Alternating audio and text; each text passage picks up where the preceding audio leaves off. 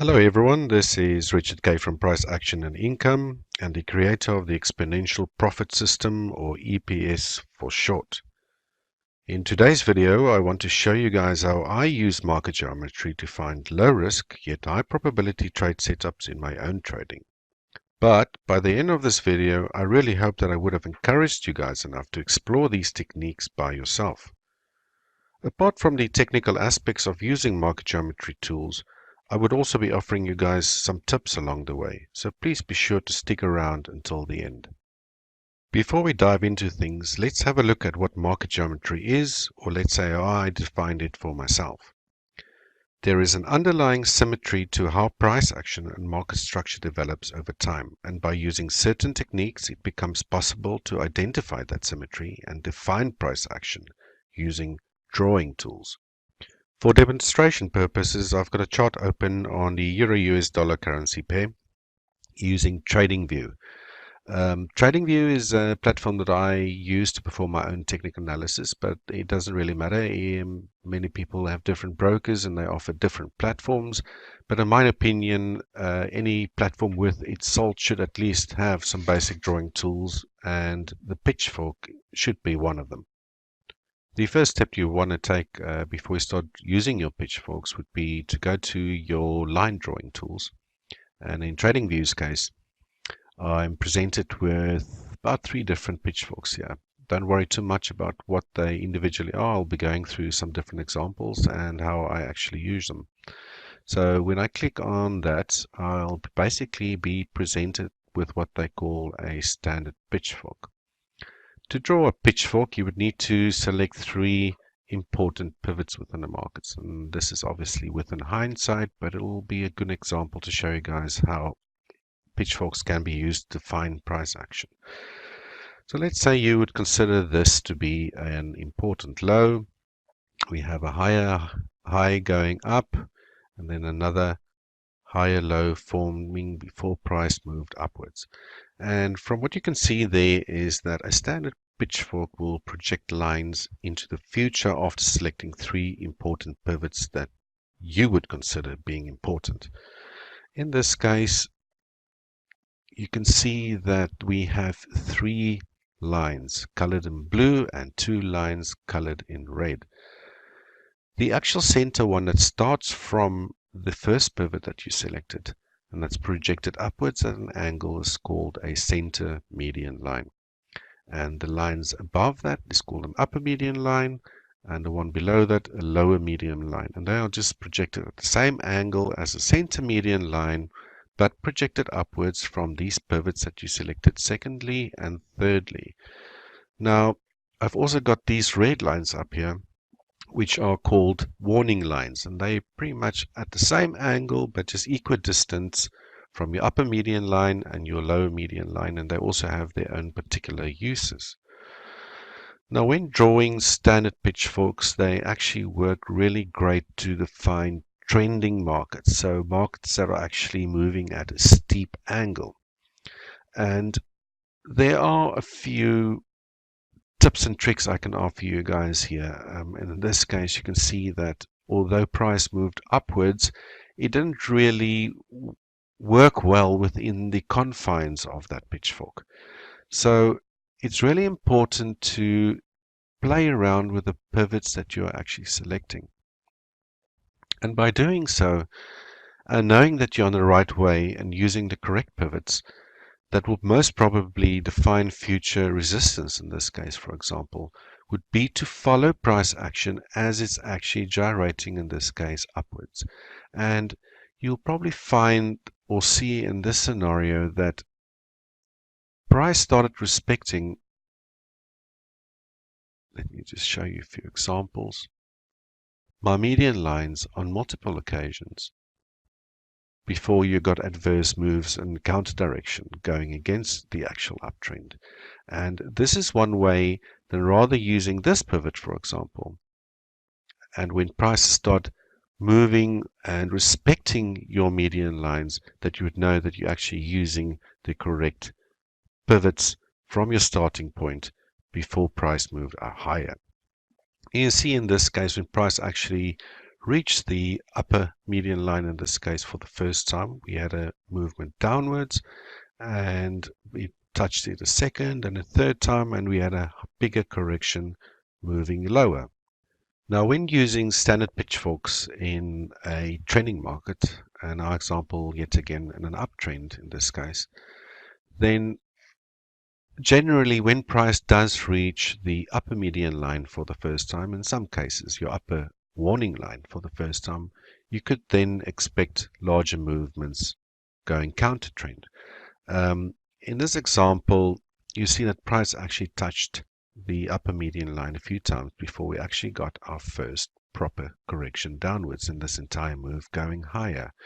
You can even go as far as using basic momentum divergence, and you'll see in this case that as price moved higher and it reached the median line for the first time, we did not have any momentum divergence. But as price started reaching it the second and the third time around, we had massive momentum divergence, which signaled that price could be getting ready to reverse and go to counter trend. And that's just another add on using a technical indicator in conjunction with market geometry, in our case pitchforks, to basically warn you that you could be setting yourself up, or price could be setting itself up, for a counter trend move. Now that I showed you guys the standard pitchfork setting, let's next use an example of a shift pitchfork, which is the second one that I use most often. And for demonstration purposes, let's have a look at this first correction that we had after price reached the upper median line on momentum divergence the third time around. Let's just get rid of this pitchfork first and zoom in a little bit into that area over here. Corrections, as most of you guys are familiar with, goes by many names. Many people would call them either like flags. Your elevaticians would call them ABCs, and there are probably other many names that they go by. But the takeout one I want to show you with, in this case, a shift pitchfork, is that shift pitchforks work extremely well when you're trying to find the end of a correction within a trend. And to select a shift pitchfork, I'll yet again go to my pitchfork settings. Click on a pitchfork, use three important pivots that I believe is part of a correction, and this really demonstrates pretty well why standard pitchforks do not work that well, because corrections are generally not as steep or angled as a trend would be. So to change that around, I would go just click on my pitchfork, go to my settings, or in some platforms you can just immediately choose your shift pitchfork setting, and I will just basically go to shift, and what you'll see there is that price gets, or the pitchfork gets, angled at a much flatter angle than a standard pitchfork would.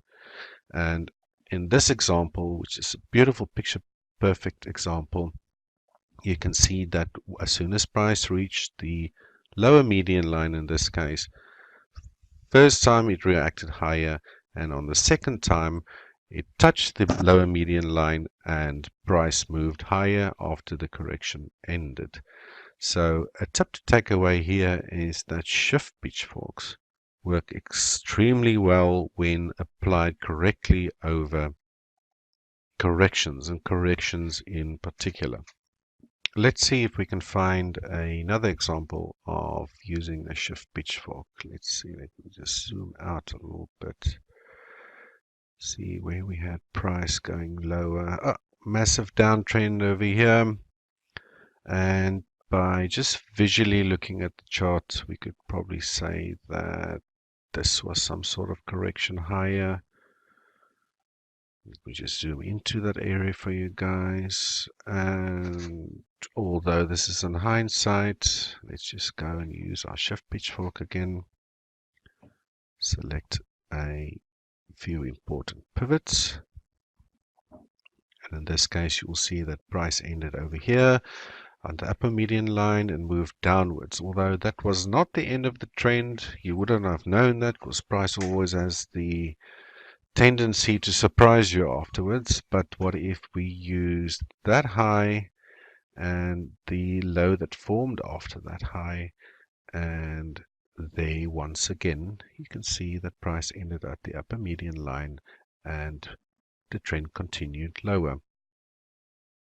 One thing I would like to mention about using pitchforks is that you sometimes need to get a little bit creative, especially if price action just does not want to follow along with the lines that you drew. And I actually spotted a example of that earlier on, just to show you how well actually market geometry does work. And now previous or two examples back, I've showed you where this correction ended. Now, here's just another example of drawing a pitchfork in a different way. What if we used that pivot there before the utmost high? Use this low here, moved upwards, and you could probably see that not much was happening there. And what if we would switch that to an original? And then, yes, there we have it. Try to focus on what actually happened in this area over here. And this is the beauty of market geometry. You've got two different lower median lines using many different pivot points, and where the actual pivots crossed, or the median lines crossed for the first time, was actually where a correction ended before a trend moved higher.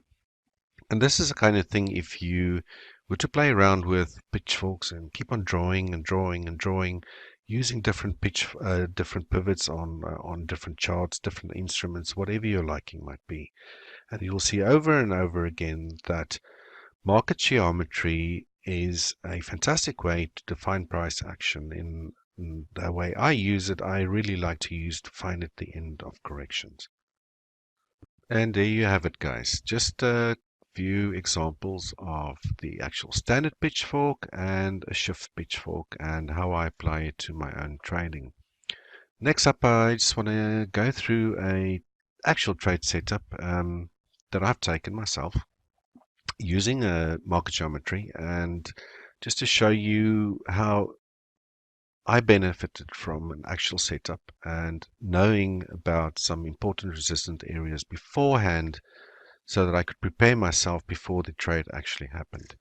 Now on the screen in front of you, and this time on a daily time frame, I was looking at the Canadian Swiss franc around the 7th of March this year. And you'll spot a few other different colored lines here. Firstly, I decided that I wanted to use this important low here on the 19th of January 2016. And around July, I used the high in 2017. And again, this is quite a high time frame or quite a long look back period to go back to. But I do find that if you do go back longer in time, that the actual median lines react better to price. Let's put it that way. And in this case, I was thinking that since the move higher in 2019 in the Canadian Swiss, that price reached the center median line of the shift pitchfork. I could see that it reacted there multiple times and the price was coming downwards. Now, since there was a strong movement higher, I kind of assumed that what I was seeing next was an actual correction lower before the trend will actually resume upwards at some stage. The green line that I have here, or the two green lines here and the two red lines here, are actual channel lines, which is another method of market geometry to define price action within trend lines. And let me just switch to the next chart over there, and then simply again, and this is just zooming into a smaller time frame like the 4 hour, for example, using the same pair, I simply drew my pitchforks over important pivots that I considered to be important, and what I was able to do is identify an area or a level where I thought price would end before a continuation of the trend upwards, in this case a end of a correction.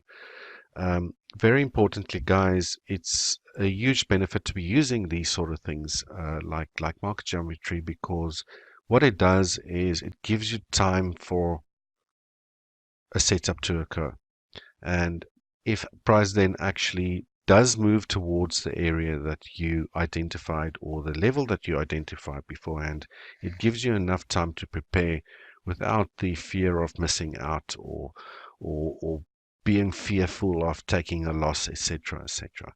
So basically, this was taken on the 21st of March, a screenshot of price approaching the price level, and yeah, the rest was history. Price actually touched the level. It actually went what we call underthrow lower, but it was far away from my stop loss, and price eventually grinded up, and it actually took a whole month for a quite decent large swing trade before my final target was reached on 23rd of April. And that brings us towards the end of today's video. I hope that I was able to shed some light on what market geometry is today and how you could benefit from using such tools as pitchforks and channels lines in your own analysis. If these concepts are new to you, then I really recommend that you spend some time drawing with these tools on your own charts. Keep on practicing, and soon you will see another dimension to price action that you probably never knew existed. If you liked today's video, then please hit the like button below and make sure to subscribe to this channel for more insightful videos in the near future. Until next time, goodbye.